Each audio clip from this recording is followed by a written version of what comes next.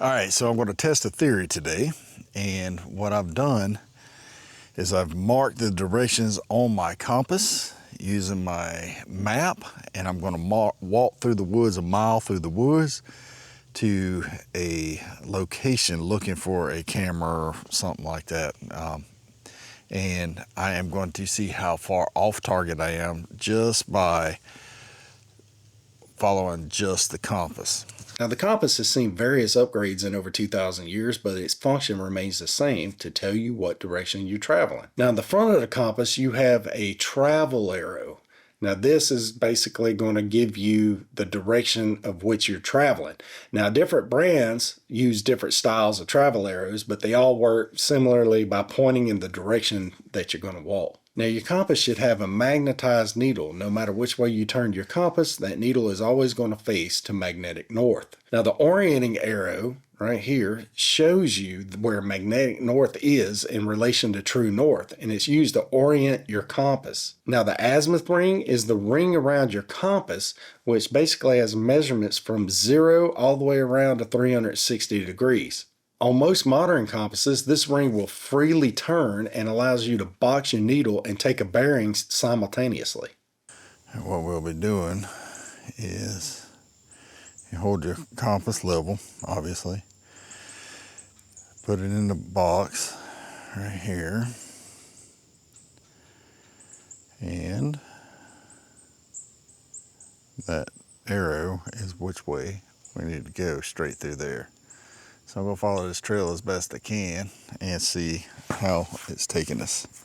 Now, this compass also has a little magnifying area here so you can actually see a little bit better on there. You could probably actually use that to start a fire on a sunny day. Now, every compass is going to be different, but this particular one has different units of measurement on the sides. You got inches over here, you got centimeters over here.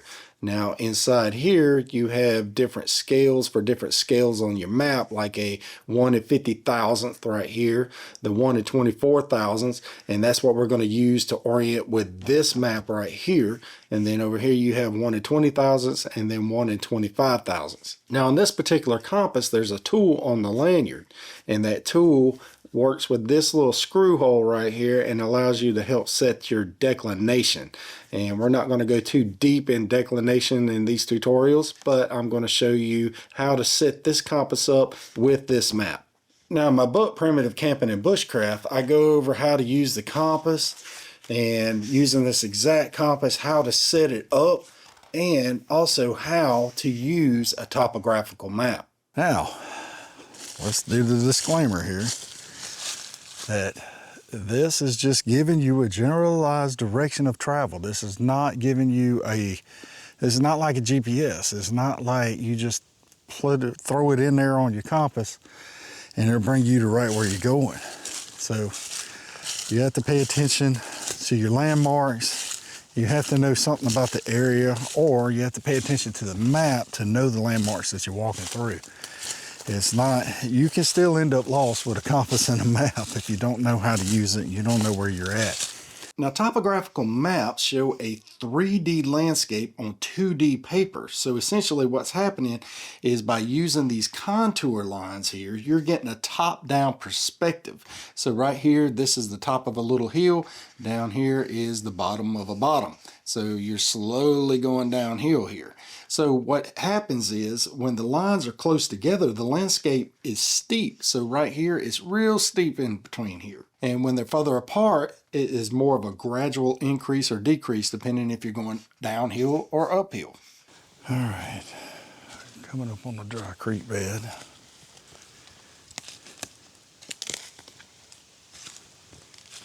You know what's funny is out here on this wildlife area, all the dry creek beds look the same.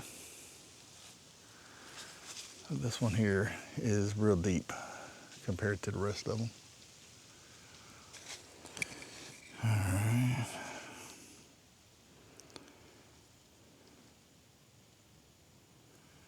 And that's the direction that we gotta walk.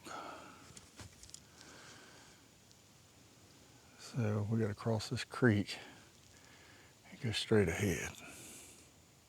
every fifth contour line is darker and thicker. So these lines are called the index line, and there's a number on these lines. See that 250 and that 200 right there? Now these numbers on these lines designate the elevation change, and if you were to draw a line on the map from here to here, you would know that you're going from 250 feet to 200 feet, so you're going down 50 feet. Now, depending on the scale and brand of your map, the contour lines will have an interval of 10 to 80 feet between them. USGS maps, which this is from the USGS websites, typically have a 10-foot contour interval, meaning that each line is 10 foot in elevation lower or higher than the previous one. Now, the map scale is determined by the publisher. And if you look at the bottom of your map, like right here, it'll typically have a ratio of either 1/24,000 or 1/26,000. Now, some maps may vary, but the 1 is a 1 inch. All right, so the 1 in this ratio is 1 inch, and the 24,000 is 24,000 inches in real life. So if you go 1 inch from this line to here, that is 24,000 inches right there in real life. Now, larger scales right here are going to show less detail on the map than a smaller scale map. So the smaller the scale, the better idea of the terrain that you're going to be in. So the compass is off a touch compared to the GPS, but that is just going off on the eyeball. We didn't do anything for like strict measurements or anything like that. So, all right, let me get to the camera, and then we'll turn around and head back to the truck. All right, there we are, right there. There's the camera, and here is the area. I got this tree. Last year there was rubs and scrapes all the way around this tree right here, and I still get the occasional deer coming through here, more so coming through here. So I'm thinking about changing the direction. The majority of all this right here, believe it or not, is a bunch of turkey traffic, tons of turkeys.